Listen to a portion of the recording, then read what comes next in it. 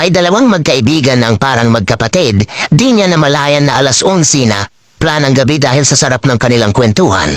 Sabi ng lalaki, pre, uwi na ako at malapit na maghating gabi. Spirin ng lalaki, naku pre, dito ka na lang matulog.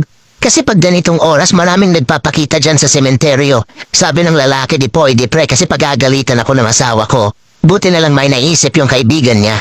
Sabi nito, ito pre, pag nakakita ka ng maligno, ipunas mo lang yan sa itlog ng kabayo mo. Binigyan siya ng 10 sili na sobrang anghang kasi kabayo pa noon ang sasakyan. Nang papalapit na siya sa sementeryo, nakakita siya ng white lady at saka aswang. Ito ay papalapit sa kanya, buti na lang naiisip niya ang bigay ng kaibigan niyang sili.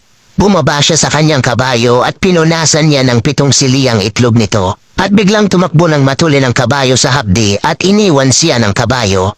Dahil iniwan siya ng kabayo, buti na lang may natira pang sili kaya inilagay niya rin ito sa kanyang itlog. Kaya naman sa sobrang hapdi nito, nahabol pa niya ang kanyang kabayo.